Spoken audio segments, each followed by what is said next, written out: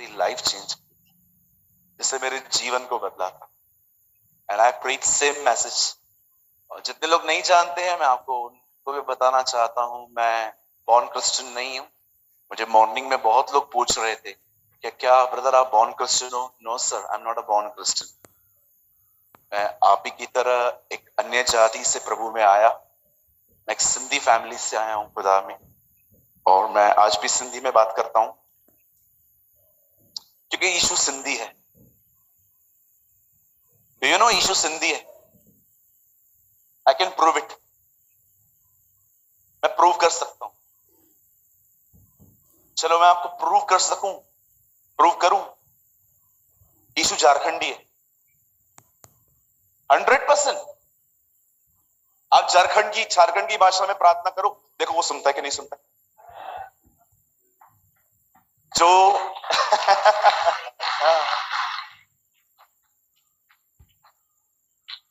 मुझे लगता था यीशु अंग्रेजों का भगवान है, सिर्फ अंग्रेजी समझता है। मुझे ऐसा लगता था कि मैं इनके पास नहीं जाऊंगा क्योंकि पहले मुझे अंग्रेजी सीखनी पड़ेगी।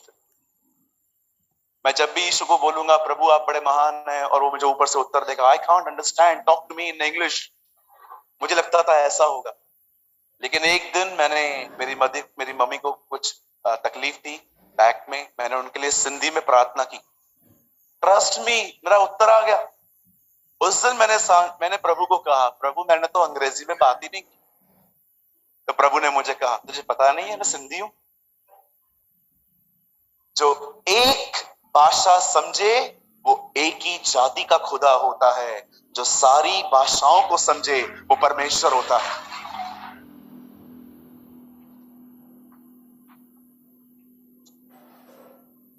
राइट? आपको ऐसे बहुत मिलेंगे जिनको आपके शहर में लोग पहचानते, बाहर जानते भी नहीं। Yes, so many. लेकिन यीशु वो नहीं है। आप उसको जिस भाषा में उसको पुकारना चाहो, आप उसे पुकार सकते हो। और आप भारत के किसी भी 29 राज्यों में चले जाओ, आपको हर जगह विश्वासी मिलेंगे। आपको हर जगह विश्वासी मिलेंगे, हर जगह आपको मसीह लोग मिलेंगे। मैं पंजाब जाता हूं, मेरे सामने लोग पंजाबी में दुआ करते। Do you know the song धन्यवाद यीशुला, धन्यवाद यीशुला, हो धन्यवाद यीशुला। डू यू नो, आप मराठी बोल रहे हो? येशूला, हालेलुया, राजांच्या राजाला, प्रभूंच्या प्रभूला, धन्यवाद येशूला, हालेलुया, राजांच्या राजाला, प्रभूंच्या प्रभूला, धन्यवाद येशूला। यसू देव आहे, यसू देव आहे, क्रूसावर जीव देऊन पापांचे सगळे घेऊन मुक्ती दिले आम्हाला। See, I'm speaking. वो सारी जातियों का खुदा है। आमीन। सो आपको जिस लैंग्वेज में उससे बात करना है कर सकते। ओके?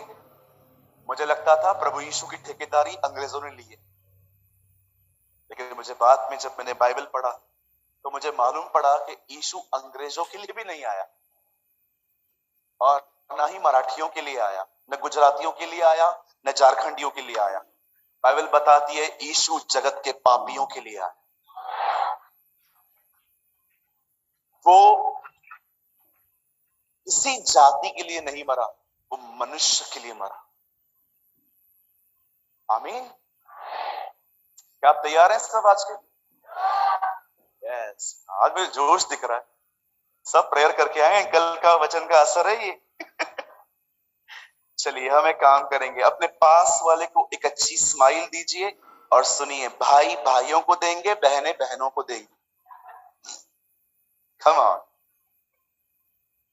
क्या गड़बड़ हो जाता है ना, इसको सॉल्व करने के लिए सुबह एक अलग से मीटिंग लेनी पड़ती है। चलिए मेरे साथ याकूब खोल, हम खोलेंगे याकूब का 6 अध्याय। Thank you Lord. देख रहा था कितने लोग ढूंढ रहे हैं। 2 अध्याय, जेम्स चैप्टर 2। चलिए, मुझे हंसते हुए चेहरे बहुत अच्छे लगते हैं। आपको अच्छे लगते हैं? अगर आपको नहीं लगते तो आप खुद डिप्रेशन में हैं। ओके, मैं आपके लिए एक पाक कलाम पढ़ रहा हूं और परमेश्वर अपने इस वचन को ब्लेस करे। 2 अध्याय, उसका आखिरी वचन। यहां पर याकूब लिखते हैं, अतः जैसे देह आत्मा बिना मरी हुई है, वैसे ही विश्वास भी कर्म बिना मरा हुआ है।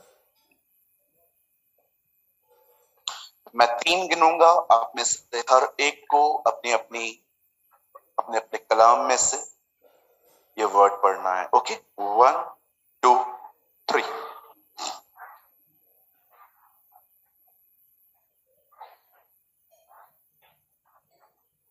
एक बार फिर से,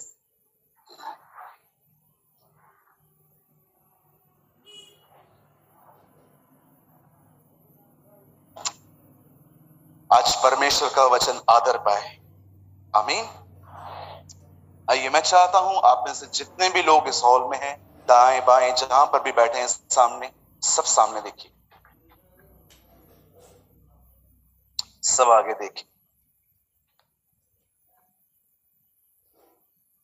परमेश्वर का वचन कहता है, द बाइबल सेज, एक व्यक्ति के अंदर से अगर उसका आत्मा निकल जाए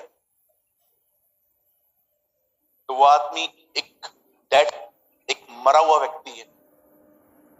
वैसे ही अगर एक विश्वासी के अंदर से कर्म निकल जाए तो बाइबल बताती है वो एक मरा हुआ मसीह। आई डोंट नो आप में से कितने लोग इस चीज को वैल्यू देते हैं, बट इन माय लाइफ, मेरी जिंदगी में इस वचन ने मेरी जिंदगी को बदला है। जैसे देह आत्मा बिना मरी हुई है, वैसे ही विश्वासी अगर वो कर्म न करे तो वो मरा हुआ है। आज मैं आपको कुछ समझाना चाहता हूं इसके ऊपर, और मैं चाहता हूं आने वाला कुछ समय आप बड़े ध्यान पूर्वक आज के वचन को सुने।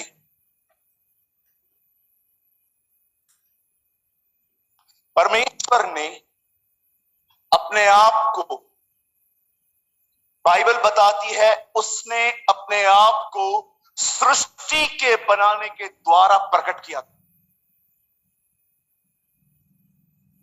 अगर आप नहीं जानते हैं, मैं फिर से बताना चाहता हूं आपको, God reveal himself through the universe.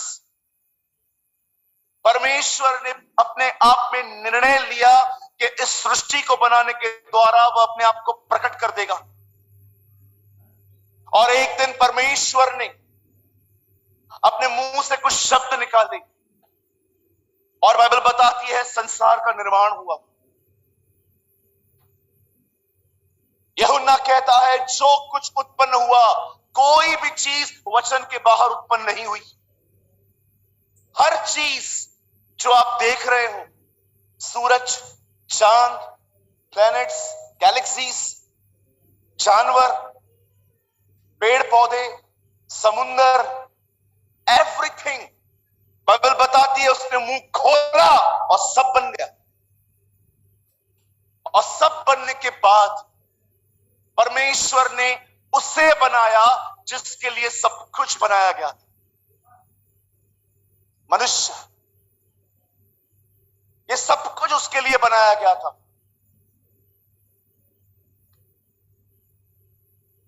और जब परमेश्वर ने मनुष्य को अपने ही स्वरूप, अपनी ही समानता, मेरी उर्दू बाइबल बताती है, खुदावन ने अब एक इंसान को अपनी ही सूरत और अपनी ही सीरत में बनाया। God create a man in his image and in his likeness. परमेश्वर ने एक व्यक्ति को अपने ही स्वरूप और अपनी समानता में रचा। आप जानना चाहते हैं परमेश्वर कैसा दिखता है? पास वाले को देखिए, आपको पता चल जाएगा परमेश्वर कैसा दिखता है। हम सब उसकी समानता में हैं, हम सब उसके स्वरूप में हैं। और परमेश्वर ने जब मनुष्य को बनाया तो परमेश्वर ने मनुष्य के लिए प्रोविजन भी किया। प्रोविजन का मतलब होता है उसकी सारी जरूरतों को बारे में उसने सोचा। उसने उसको बना के एक अदन की वाटिका जो उनका घर था उसने वहां पर रखा। आदम ने उससे पत्नी नहीं मांगी, उसने उसको पत्नी दी। आदम ने उससे काम नहीं मांगा, पर खुदा ने उसे काम भी दिया। उसे घर दिया गया, उसे काम दिया गया, उसे परिवार दिया गया। रोटी कपड़े का मकान तो उत्पत्ति में ही क्लियर कर दिया गया था, जिसके बारे में आज सारा दिन हम सोचते रहते हैं। आपने देखा, कुछ भी नहीं मांगा उसने, परमेश्वर ने उसे दिया। और जब परमेश्वर ने उसे सब कुछ दिया तब परमेश्वर ने उसे एक आज्ञा दी। कुछ लोगों को लगता है ये तो सुनी हुई कहानियां है। भाई, मैं आप में से हर एक को कहना चाहता हूं, नम्र होके जानने की कोशिश कीजिए कि मैं आपसे क्या बात करना चाहता हूं। जब परमेश्वर ने मनुष्य को वहां पर बना के रखा, then God gave him a one command। परमेश्वर ने उसे मात्र एक आज्ञा दी, और वो आज्ञा थी तू सब कुछ खा सकता है, लेकिन बिल्कुल तुम्हारे ही बीच में एक पेड़ लगा हुआ है जिसको खाने से तुम इंडिपेंडेंट हो जाओगे। My English Bible says you will live independent. इसका मतलब जानते हैं क्या है? तुम्हें मेरी आवश्यकता नहीं पड़ेगी, तुम्हें भले और बुरे के बारे में सब पता चल जाएगा। परमेश्वर ने मनुष्य को ऐसा कहा, जिस दिन तू ये फल खाएगा उस दिन तू मुझसे अलग हो जाएगा। मर जाने का मतलब अलग हो जाना। इंग्लिश में लिखा है सेपरेट। अगर आप ये नहीं जानते हैं कि जब हिंदी बाइबल में लिखा गया है कि जिस दिन तू उसको खाएगा तू मर जाएगा, आप अंग्रेजी बाइबल में आराम से पढ़िए, वहां पर डेथ लिखा है और कमेंट्रीज में समझाया गया है सेपरेशन। एक इंसान अगर खुदा से अलग होके जिए तो बाइबल बताती है वो अपने आप में मरा हुआ है। और जब परमेश्वर मनुष्य के लिए ऐसा बोलता है कि ये फल मत खाना, तब ये बात शैतान ने भी सुनी थी और वो सांप के रूप में वहां पर आता है। कुछ लोग सोचते हैं सांप के अंदर शैतान कैसे आ सकता है? जब नए नियम में 2000 सुअरों में दुष्ट आत्मा आ सकती है तो सांप के अंदर शैतान क्यों नहीं आ सकता?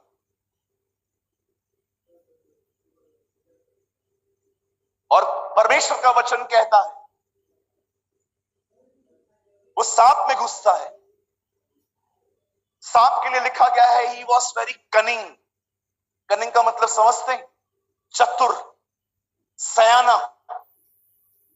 उसने हर जानवर को देखा, उसने हाथी को छोड़ दिया, शेर को छोड़ दिया, पर इससे पकड़ा कि इसके थ्रू काम करते हैं, ये चतुर है। कई अपने बाजू वाले से ज्यादा चतुर न बने, उसके हाथ में आ जाएंगे।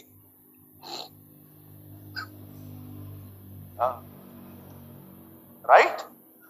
ज्यादा चतुर न बने, उसके हाथ में आ जाएंगे, इस्तेमाल कर देगा वो आपका। सीधे बने, बोलिए सीधे। दाऊद कहता है सीधों के लिए यहोवा भला है। पतरस एक जादूगर को देख के कहता है तेरा मन खुदा के सामने सीधा नहीं। बोलिए टेढ़ी चाल नहीं चलनी। बहुत लोग टेढ़े हैं आजकल, दिखते सीधे हैं, अंदर से टेढ़े। बड़ी इज्जत करते हैं सामने, आप वहां से जाओ, कुछ अलग ही बातें हैं इनकी। बड़ी तारीफ करते हैं ये आपकी। इससे क्या आता है? इसको क्या आता है? इससे तो मुझे बुला लेते हो। ओह, तो तू भी उसके हाथ में आ गया है आजकल। कहिए अपने पास वर्ड से चतुर न बने, सीधे बने। हाँ, जो मन के सीधे हैं प्रभु उनके लिए भला है। आमीन। यहूदा इस्करियोती आत्मिक नहीं था, चतुर था। आप सोचिए, यीशु कहता है हाथ में रोटी का टुकड़ा लेकर और उसे दाखरस में डुबो के कहता है जिससे मैं ये दूं वही मेरा पकड़वाने वाला है। तो भी कोई सोच नहीं पा रहा था यही है। इतना चतुर था कि उसने हर एक को मूर्ख बना के रखा था। कोई बिलीव नहीं करता था कि यार ये व्यक्ति हो ही नहीं सकता। लास्ट तक वो नहीं पहचान पाते उसको। He was very cunning fellow। आपसे एक सवाल पूछ सकता हूं, इन दिनों में चतुर बन रहे हो कि आत्मिक बन रहे हो? हाँ? सब कुछ कांड करके गेहजी एलीशा के सामने ऐसे खड़ा हुआ जिसने कुछ किया ही नहीं। और एलीशा उससे पूछता है, सर तू किधर था? हाँ इधर ही था, टहल रहा था। अच्छा क्या क्या लेकर आया तू नामान से? नहीं कुछ भी नहीं, कुछ भी नहीं। मैं बहुत अच्छे से जानता हूं तू क्या क्या लेकर आया। एक चीज तू भूल गया, अब तुझे वो भी मिलेगी। जो कोड़ उसने छोड़ दिया अब वो तुझे मिलेगी। आप जानते हैं चतुराई बड़ी खतरनाक है।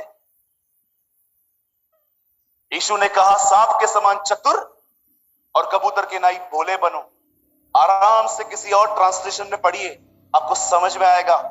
द बाइबल से बी वाइज, नॉट चतुर। बुद्धिमान बनो।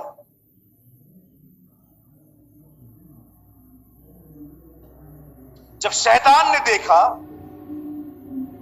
कि परमेश्वर ने इन्हें फल खाने के लिए मना किया है, वहां पर जाके हवा मैडम से बात करता है और उसको बोलता है, मैम, हाँ जी, क्या ये सच है परमेश्वर ने कहा है कुछ भी नहीं खाना है? और हमारी बहन भी इससे सुर में सुर मिलाती जा रही। वो उसको कहता है मिले सुर मेरा तुम्हारा, वो कहता है सुर बने हमारा। वो उससे बात कर रहा है, ये भी उससे बात कर रही है।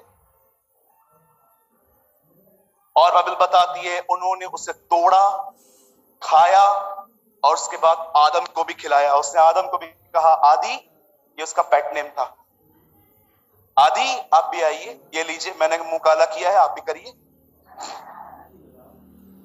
यस बिल्कुल। मैं आप बहनों से एक सवाल पूछ सकता हूं?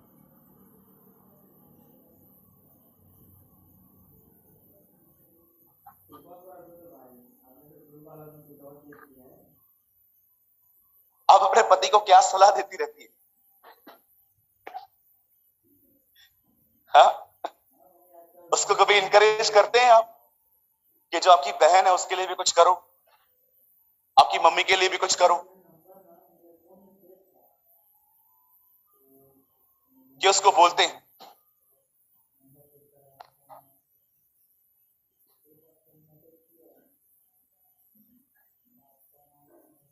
हाँ जी,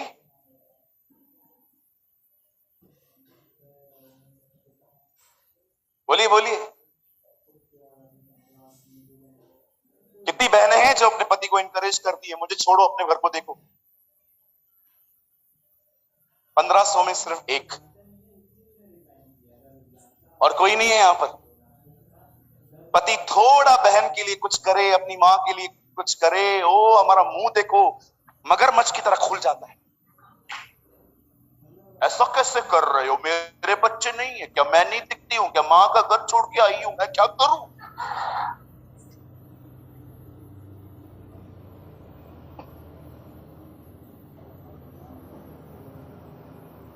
मेरे भाइयों, मैं आपको एक सलाह देना चाहता हूं, बीवी की सारी बातें नहीं मान।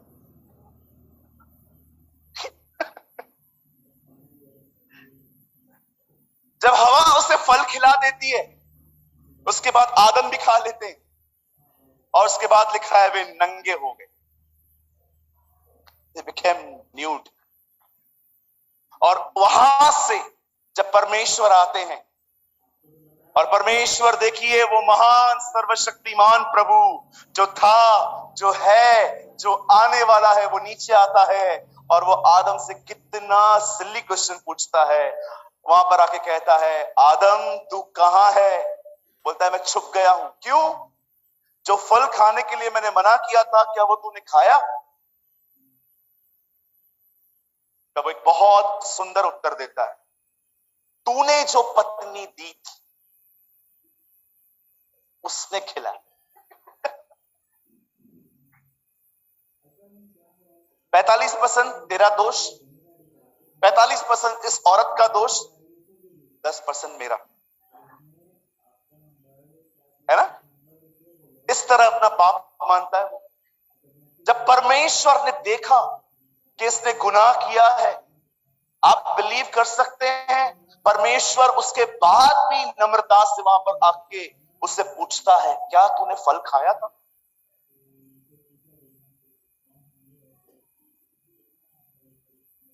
याद रखिए, परमेश्वर को आपके पाप से भी ज्यादा आपके डिसऑनेस्ट नेचर से प्रॉब्लम है। पाप न मानना, पाप न मानने वाला स्वभाव। बदर मुझे गुस्सा नहीं आता, ये लोग मुझे गुस्सा दिलाते हैं। ओ अच्छा, आप इससे कितने लोगों ने सुसमाचारों में एक सुंदर बात देखी, आदम अपना पाप दूसरों पे डालता है, यीशु दूसरों का पाप खुद पे लेता है। Have you noticed? आप इससे कितने लोग हैं मुझे बताइए, जब आपके बच्चे गलती करते हैं तो उनको डांटने से पहले आप कमरे में जाते हो और परमेश्वर से कहते हो, मुझे बुद्धि दे ताकि मैं अपने बच्चों को ऐसा बना सकूं जो ये गलतियां न करें। Take the blame on yourself. अपना बोझ समय उठाएं, अपना दोष खुद पर लें। बहुत सारे भाई जब व्यभिचार में गिर जाते हैं तो मुझे बहुत बार मैसेजेस आते हैं, प्रार्थना कीजिए कि लड़कियां अच्छे कपड़े पहने। मैं प्रार्थना करूं तू अंधा हो जा।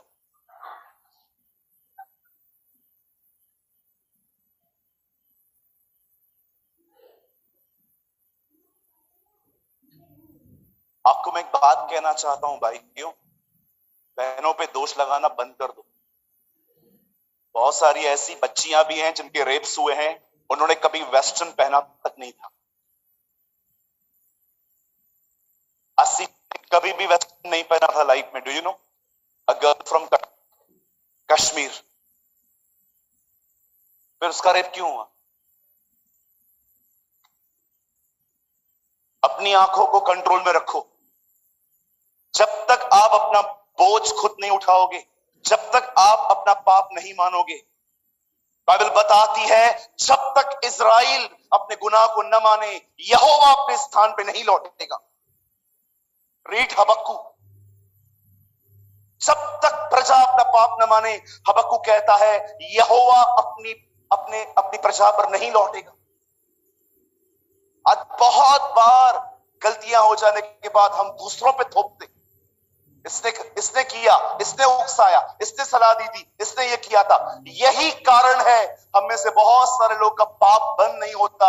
हमारे पास साइकिल चलती रहती है, चलती रहती है, चलती रहती है। रोज पाप, रोज माफी, रोज पाप, रोज माफी, रोज पाप, रोज माफी। यही जिंदगी चलती रहती है। जब परमेश्वर ने देखा he is a dishonest person, जब परमेश्वर ने देखा कि ये न मानने वाला व्यक्ति है, तब परमेश्वर ने कहा निकल यहां से। लेकिन वो इतना दयालु है, वो इतना अनुग्रह से भरा हुआ है, वो इतना करुणामय है, वो इतना करुणा निधान है, वो इतना तरस से भरा हुआ परमेश्वर है। जब आदम और हवा निकल रहे थे, उन्हें वेट करवा के उनके जो कपड़े थे, जो पत्तों से बने हुए थे, उन्हें कहता है एडम वेट, कम हियर, इधर आ। और जैसे वो वहां पर जाते हैं, वो उनके कपड़े निकालकर उनके सामने एक बछड़ा बलिदान करता है और उसकी चमड़ी निकालता है। उस चमड़ी को निकाल के वो उसके अंग रखे बनाकर उन दोनों को पहना देता है। ये एक भविष्यवाणी थी उन लोगों के लिए कि परमेश्वर ने कहा कि तुमने पाप किया है, उस पाप के कारण तुम नंगे हो, और एक दिन मैं आऊंगा और यरूशलेम से लेकर कलवरी तक नंगा जाऊंगा और मेरे वस्त्र।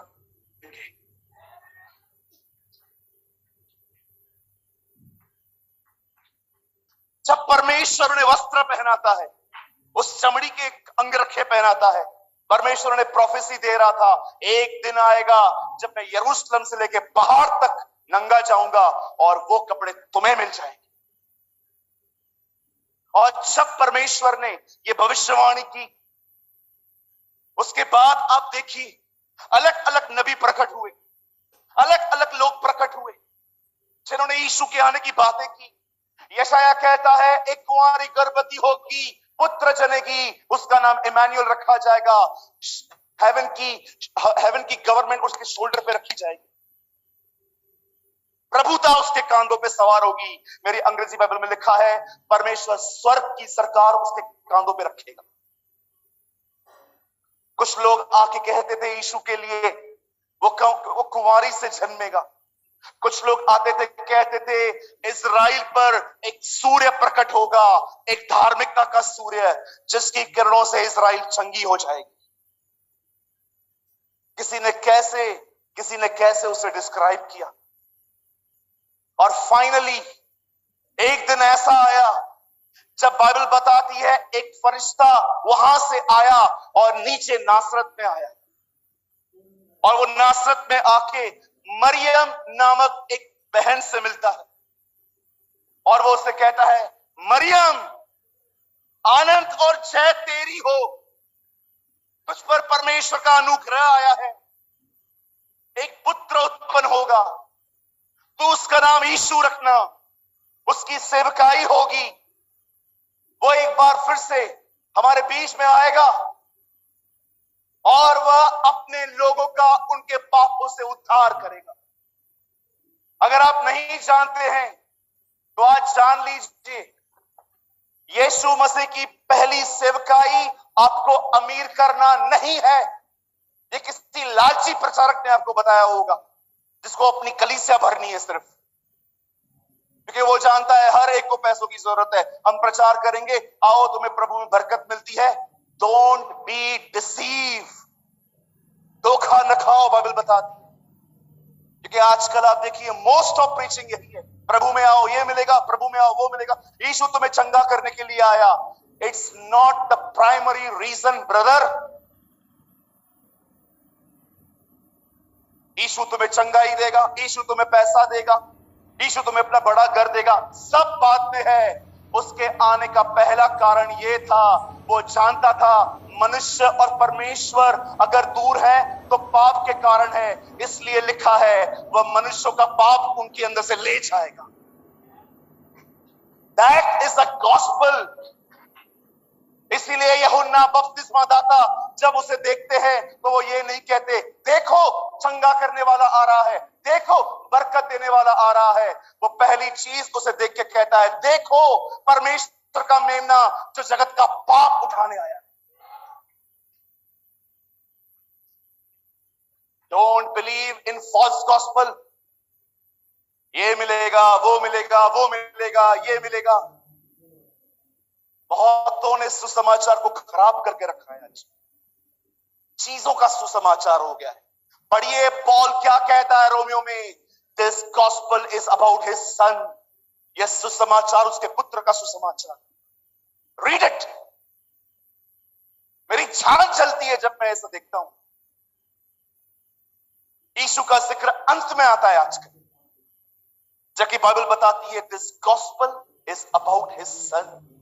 यह सुसमाचार उसके पुत्र का सुसमाचार। पढ़ के देखिए मरकुस में क्या लिखा है पहले अध्याय में, परमेश्वर के पुत्र यीशु मसीह का सुसमाचार।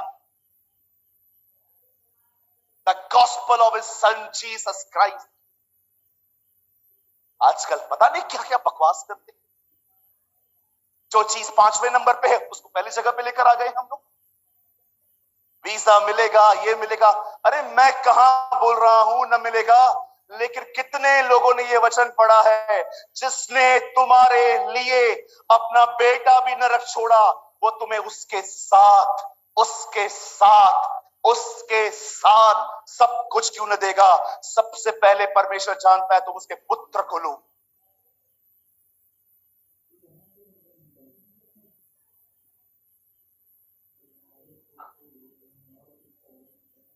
और जब बाइबल बताती है वो मरियम को आके कहता है, हे मरियम भयभीत ना हो, तुझ पर खुदावन का फजल हुआ है। The grace of God is upon you O Mary.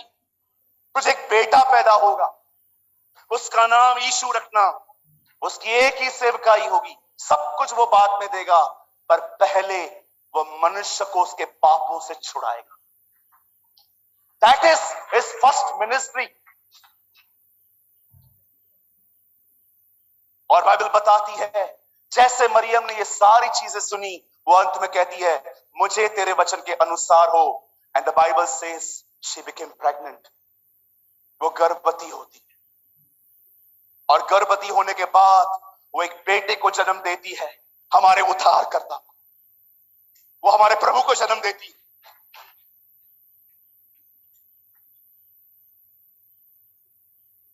पूरा स्वर्ग आनंद कर रहा था पृथ्वी पे आके, स्वर्गदूत जश्न कर रहे थे, वो वेट कर रहे थे, वो आ गया हमारे बीच। और उसके बाद कलाम पाक कहता है यीशु मसीह बड़ा हुआ। वो परमेश्वर और मनुष्यों के अनुग्रह में ढील डोल में बड़ा हुआ, वो बुद्धि में बड़ा हुआ।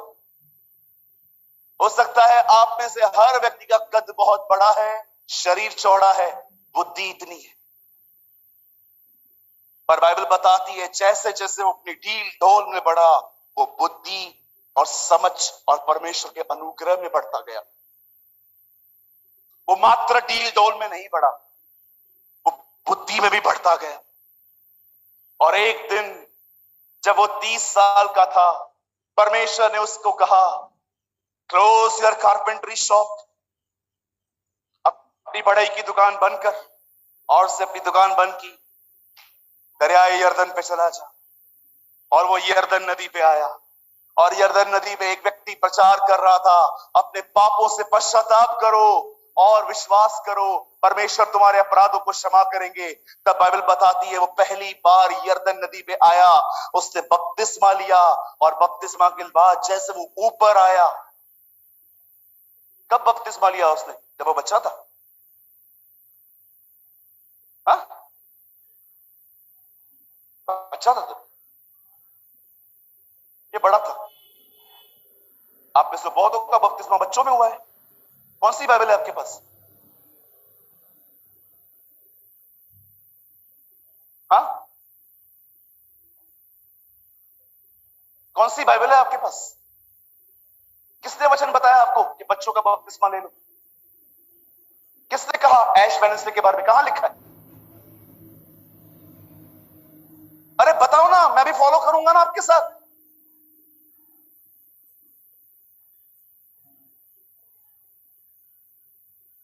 जानते हो ईश्वर ने फरीसियों के लिए क्या कहा?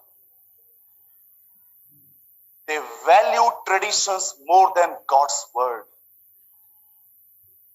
उन्होंने मनुष्य की परंपराओं को परमेश्वर के वचन से ज्यादा आदर दिया। मैं नहीं डरता इन बातों के बारे में बात करते हुए, बिल्कुल नहीं।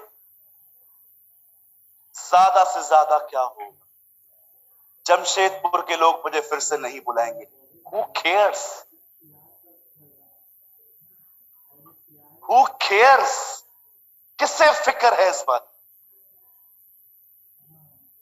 मैं कई बार अपने माइंडसेट को ऐसे करके आता हूं, मैं प्रभु को बोलता हूं प्रभु ये लोग तो मुझे वैसे भी दोबारा बुलाने वाले हैं नहीं, मैं जो है आज ही बोल के पूरा करूं। जो दोबारा बुला है मतलब सच्ची में ईमानदार लोग हैं। नहीं नहीं, वो मेरी आदरणीय बहन बैठी है, वो बोल रही थी भैया हर साल आपका ये टाइम पे बंधा हुआ है। मैंने कहा मुझे घर तो जाने दो।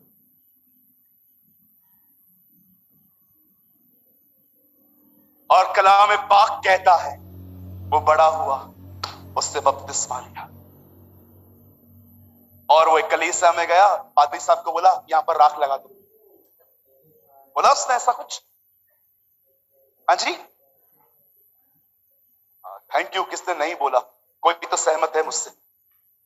तू बॉम्बे चल मेरे साथ भाई।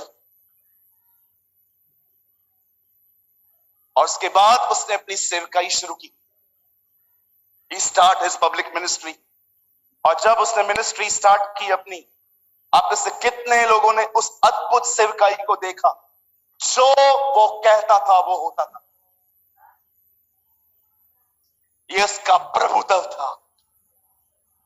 वो पहाड़ों से बात करता था, वो पेड़ों से बात करता था, वो तूफानों से बात करता था, वो मुर्दों से बात करता था, और हर व्यक्ति उसकी सुनता था।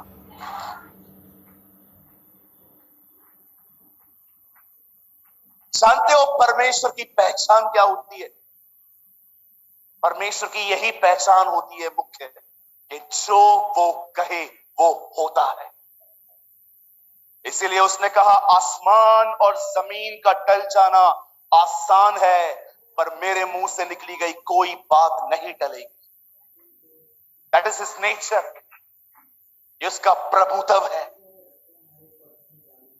और आखिर एक दिन ऐसा हुआ, यही यीशु एक दिन वही बात जो आदम को कही गई थी, उस बात को लेकर वो हमारे लिए क्रूस पे बलिदान हुआ।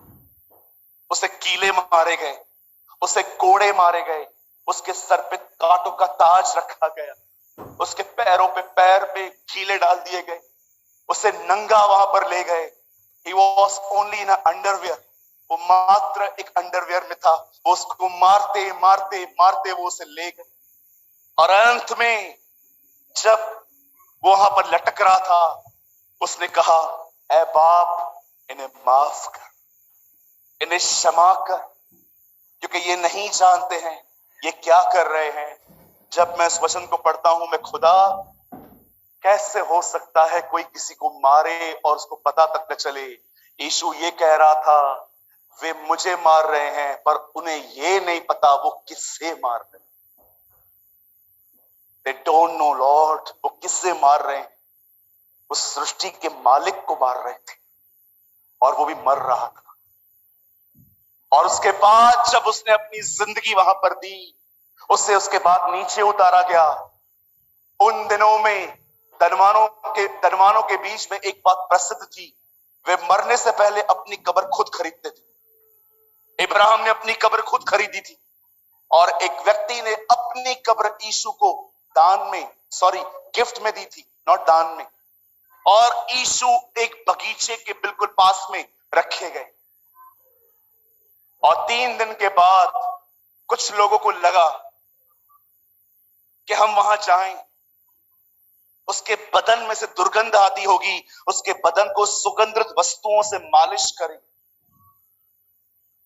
और जैसे वो बहने उस कब्र पे गई, और जैसे वो वहां पर गई, कब्र से ऑलरेडी पत्थर लुढ़का हुआ था, और स्वर्गदूत ने उन बहनों को कहा, तुम एक जीवित को मुर्दों में क्यों ढूंढ रही हो? जाओ और सबको बताओ वो जी उठा है।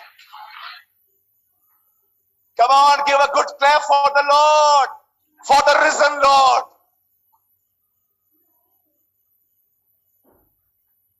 ये कैसे हो सकता था कि जो अपने आप को जीवन कहता है उसे मौत निगल ले?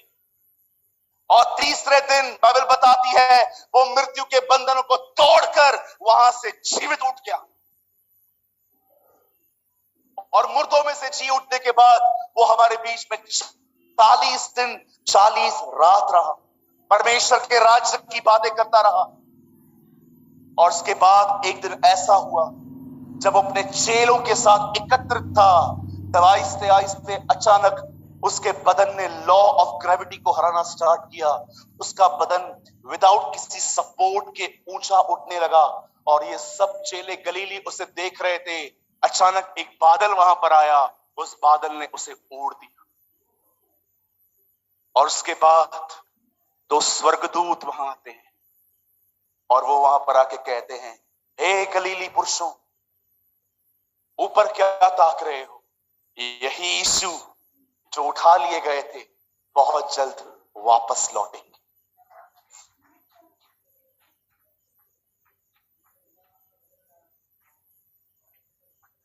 अब मैं आपसे कुछ पूछना चाहता हूं।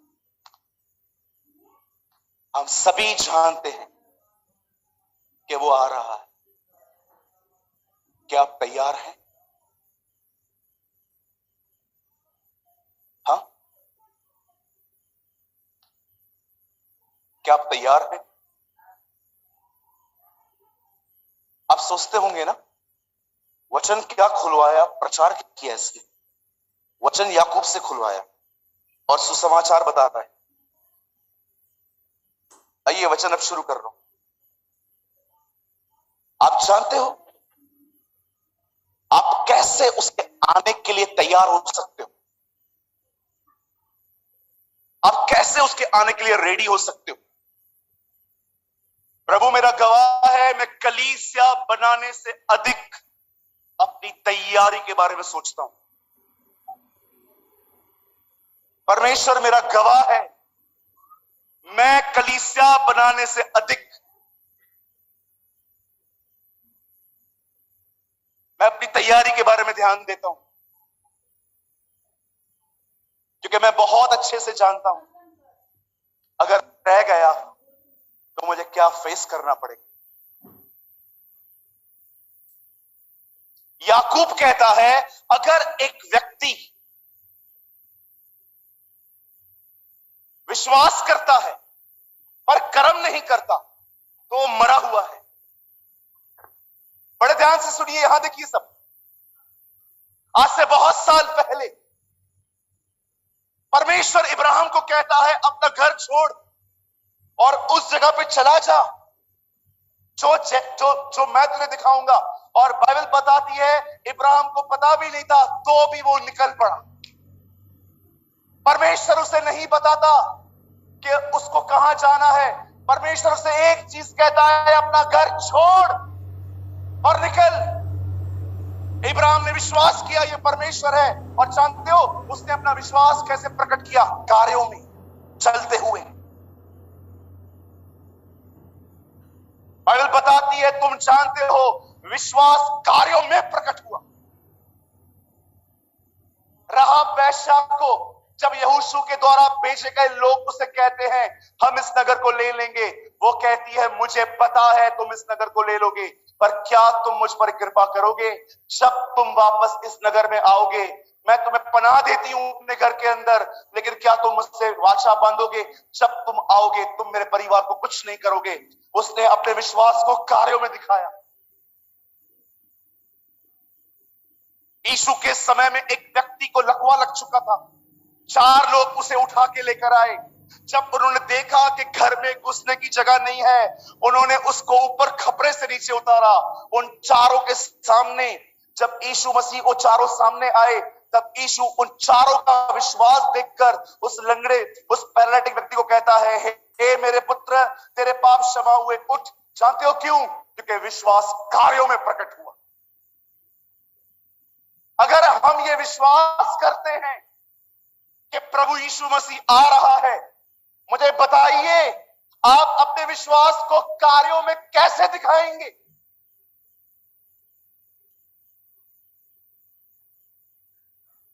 मुझे इस लाइन को समझाने के लिए आपको पूरा बैकग्राउंड समझाना पड़ा कि कैसे हम पाप में गिरे, कैसे प्रभु यीशु मसीह हमारे लिए आए और कैसे वो दोबारा लौटने वाले हैं। अब मैं आपको जो समझाऊंगा आपको समझ में आएगा। पर परमेश्वर का वचन कहता है, खुदा ने दुनिया बनाई, व्यक्ति बनाया, वो व्यक्ति पाप में गिरा, तब प्रभु ने उसके निवारण के लिए अपने पुत्र को भेजा। उसका पुत्र आया, वो उसके पापों के लिए मरा, अब वो दोबारा इस पृथ्वी पर आने वाला है अपने लोगों को लेने के लिए। अब सवाल ये है, कितने लोग उसके लिए तैयार हैं?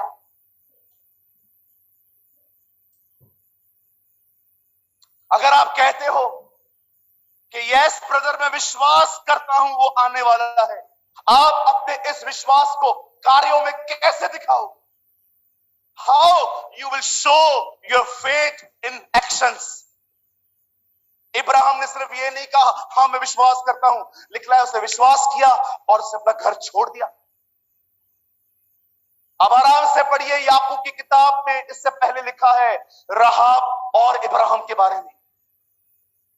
वैसे ही हम जितने भी लोग यहाँ पर बैठे हैं, हम बिलीव करते हैं बहुत जल्द वो आसमान का सीना फाड़ के हमारे बीच में प्रकट होगा।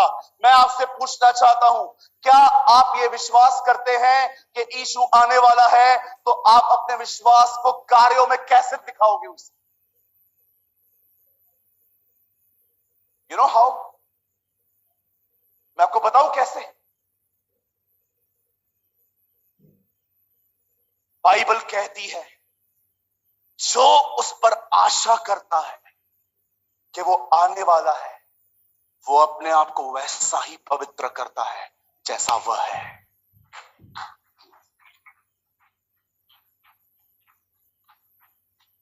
अगर आप ये विश्वास करते हो ना कि प्रभु आ रहा है, जानते हो ये विश्वास आप कैसे प्रकट करोगे?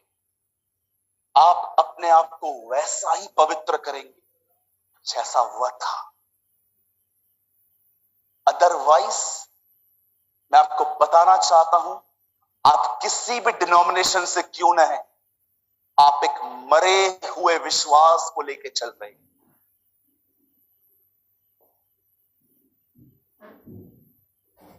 बाइबल बताती है विश्वास बगैर कर्मों के मरा हुआ। सिर्फ ये विश्वास करना वो आ रहा है संपूर्णता नहीं है।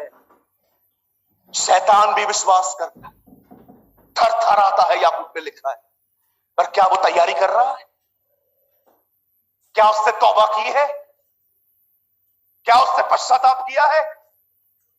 नहीं किया है।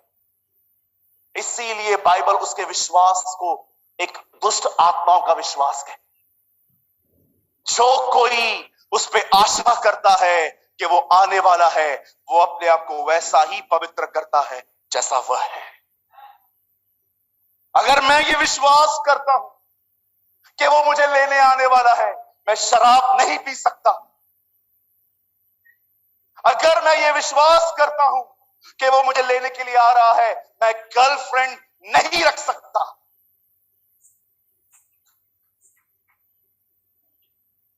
अगर मैं ये विश्वास करता हूं वो मुझे लेने आ रहा है, मैं ये गुटखा टोबैको नहीं खा सकता। अगर मैं विश्वास करता हूं कि वो मुझे लेने आ रहा है,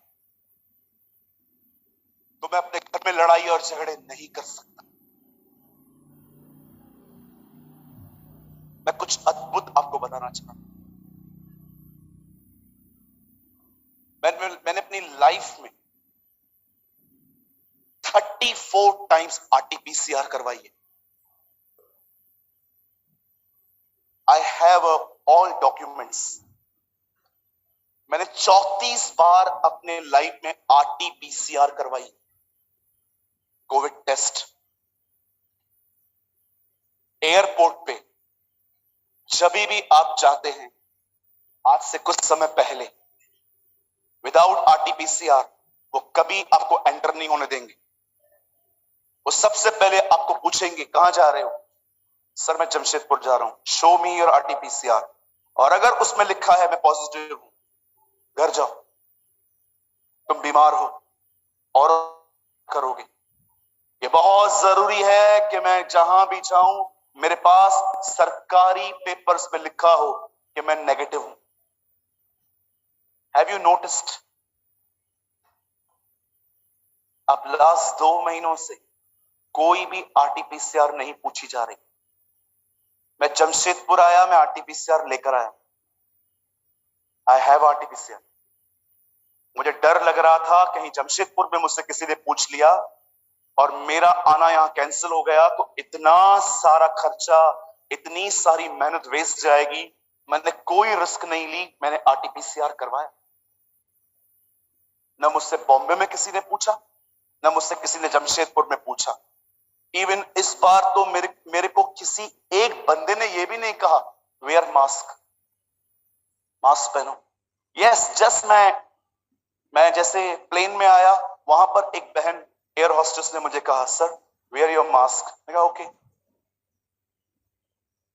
आप देख रहे हो, अब कोई वैक्सीन के लिए नहीं पूछ रहा, अब कोई आरटीपीसीआर के लिए बात नहीं हो रही। अब अब्रॉड में बहुत सारी कंट्रीज अलाउ कर रही हैं, विदाउट वैक्सीन आप आ सकते हो।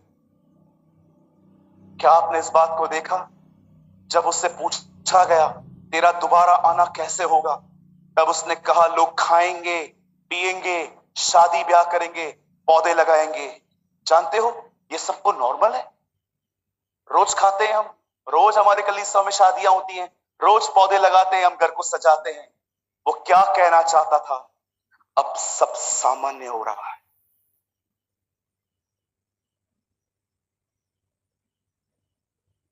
आप देख रहे हैं, अब सब सामान्य हो रहा है। बहुत जल्द आप उसे बादलों पे देखोगे।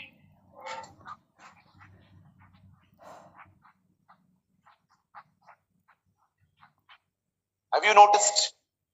अब वो समय आ रहा है, सब सामान्य होता जा रहा है। अब वापस लोग खा पी रहे हैं, बाजारों में देखो कितनी भीड़ है। अब लोग फिर से एक दूसरे के घरों में जा रहे हैं, सब कुछ कर रहे हैं।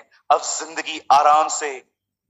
जब यूक्रेन और रशिया का वॉर हुआ, मैं ये स्पष्ट जानता था प्रभु के आने का समय अब नहीं, क्योंकि उसने साफ कहा था जब तुम देखो सब सामान्य है, एवरीथिंग इज इजी, उस समय तुम अपने छुटकारे को बादलों पर देखो। Danger time is start actually now. जब वे कहेंगे सब ठीक है, सब कुशल है, तब अचानक एक का एक उन पे विनाश आ पड़ेगा। पॉल कहता है हमारा प्रभु आ रहा है, अवर लॉर्ड इज कमिंग। क्या आप तैयार हैं? जो उस पर आशा करता है वो अपने आप को वैसा ही पवित्र करता है जैसा वह है। अगर मैं विश्वास करता हूं वो आ रहा है, मैं संसारी जिंदगी नहीं जीऊंगा। एक दिन यीशु मसीह पिलातुस के सामने खड़े होते हैं। आप जानते हो ना, आप में से बहुत सारे जो लोग हैं, जब वो कोर्ट केस में अटकते हैं तो आपको लगता है ब्रदर बहुत जिंदगी कठिन हो गई है, सारा दिन कोर्ट टू कोर्ट घूमना पड़ता है। मैं आपको बताना चाहता हूं हमारे प्रभु को भी ये अनुभव था। हेरोदिस पिलातुस हेरोदिस के पास जा रहा था, कोर्ट टू कोर्ट वो घूम रहा था। और जब वो पिलातुस के सामने खड़ा होता है, पिलातुस उसे कहता है तुझे पता है तुझे छोड़ने और पकड़ने का हक मुझे है। तब यीशु कहता है सर, अगर ये हक आपको ऊपर से न मिलता आपके पास कभी ना होता। तू अपने बारे में क्या कहना चाहता है? पिलातुस उसे कहता है। तब यीशु क्या कहता है? अगर मैं यहां का होता तो मेरे सेवक लड़ते, पर मैं यहां का नहीं। 65 साल का पौल तिमुथियुस को लिखता है, उस अंगीकार को सिमरण रख जो प्रभु ने पिलातुस के सामने किया। वो उसे बताता है तुझे पता है जब हमारा प्रभु उस कोर्ट में उस जज के सामने खड़ा था, do you know Timothy his attitude? अगर मैं यहां का होता तो मेरे सेवक लड़ते, पर मैं यहां का नहीं हूं, इसीलिए मेरे बचाव में कोई नहीं आएगा। आप जानते हो कौन से लोग लड़ते हैं? जो यहां के हैं। जो वहां के हैं ना, वे कभी नहीं लड़ते,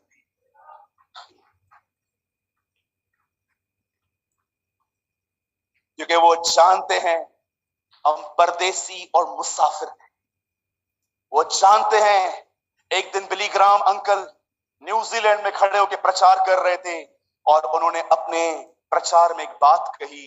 उन्होंने कहा एक दिन तुम सुनोगे मैं मर गया, पर विश्वास मत करना, मैं पहले से अधिक जीवित हूं।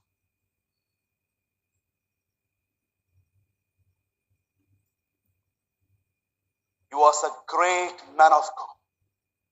वो कहता है एक दिन तुम सुनोगे मैं मर गया, पर विश्वास मत करना, मैं पहले से अधिक जिंदा हूं।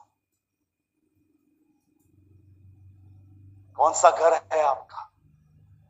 वो क्या आप उसके लिए तैयारी कर रहे हैं? मैं संदेश को बंद करने से पहले एक लास्ट लाइन कहना चाहता हूं। जो उस पर आशा करता है वो अपने आप को वैसा ही पवित्र करता है जैसा वह है।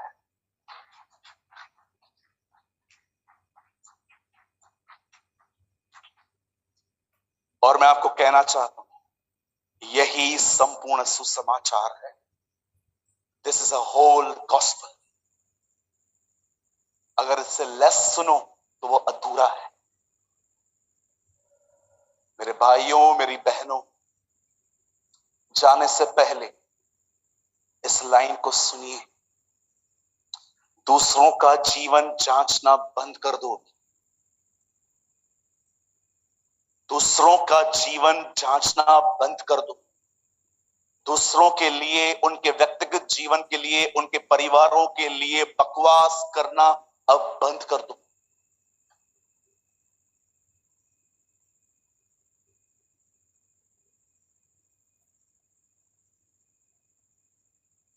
अपने काम पे ध्यान दो। देखो आप कहां हो। Do your own business. अपना जीवन देखो आप कहां हो।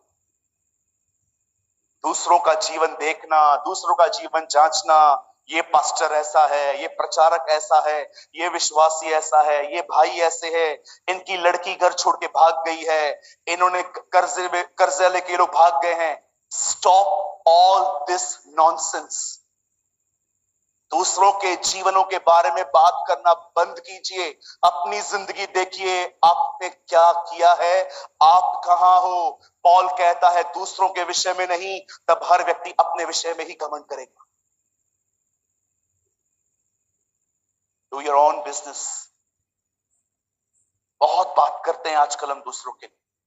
इनकी लड़की ऐसी है, इनका लड़का ऐसा है, ये पास्टर ऐसे हैं, ये चर्च ऐसी है, ये ऐसा है, ये ऐसा है। मैं आपको सच कहता हूं, 2 इंच की जुबान 6 फीट के आदमी को नरक जेल लेके जाने के लिए काफी है। परमेश्वर का भय मानिए। Fear God. मुझे आज भी परमेश्वर कहे ना, सूरज मुझे बता तू क्या चाहता है भारत में मैं काम करूं। मैं जानते हो प्रभु से क्या कहूंगा, प्रभु एक ही काम, हमें तेरा भय दे दे और कुछ नहीं चाहिए हमें। कभी आपने सोचा ऊजा ने वाचा के संदूक को छुआ, ऊजा मर गया, पर नबूकदनेस्सर खुदा के मंदिर में जाके उन सारी पवित्र चीजों को ले गया, उसे कुछ नहीं हुआ।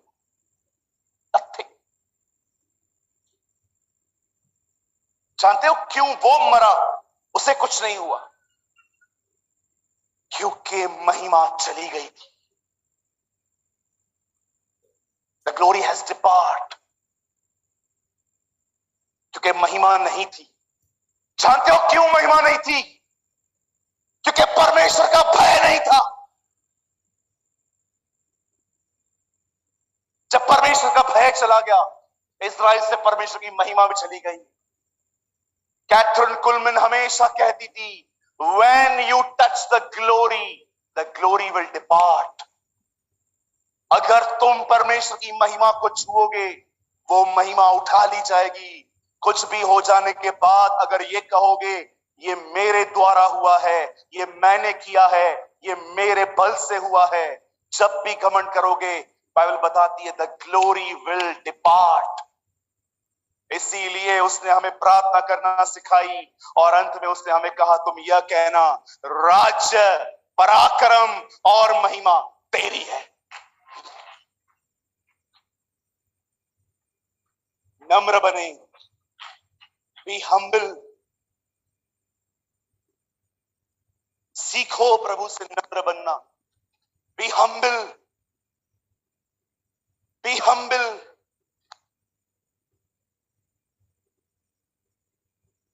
दो 2015 में मैं पहली बार प्रभु से आमने सामने मिला था। उसकी कि एक मुस्कुराहट आज 7 साल हुए हैं, मैं कभी नहीं भूला। और जब मैं प्रभु से पहली बार मिला, उसने मुझे एक बात कही, सूरज, फियर गॉड, परमेश्वर का भय मान। वहां से मेरा जीवन बदला। जो कोई उस पर आशा करता है, वो अपने आप को वैसा ही पवित्र करता है जैसा वह है।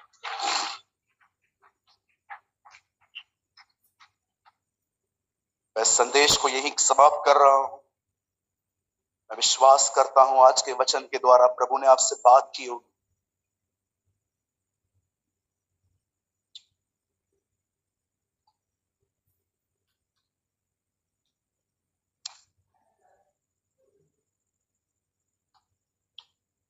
अगर कोई चाहता है कि परमेश्वर आने वाले दिनों में आपको अपने लिए तैयार करे, तो अपने स्थानों पे खड़ा, मैं आपके लिए प्रार्थना करना चाहता हूं। अगर इस वर्ड के प्रति आप कुछ रिस्पॉन्ड करना चाहते हो, हाँ ब्रदर, मुझे ऐसा लगता है मैंने तैयार होना बंद कर दिया है भैया,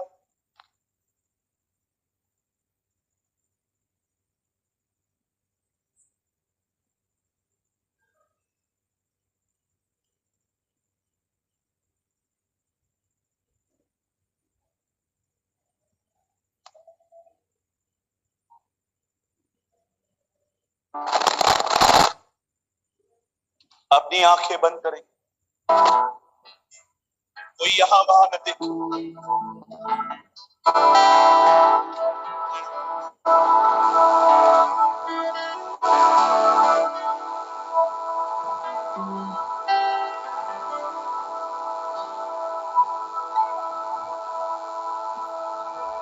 अपनी आंखें बंद करें।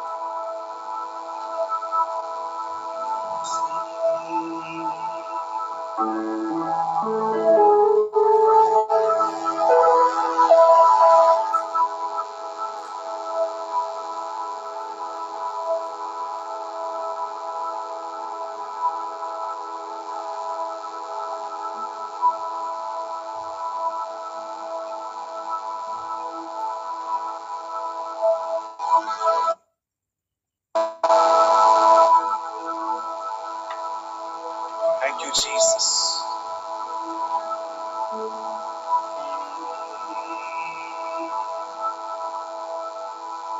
तेरे पवित्र स्थान में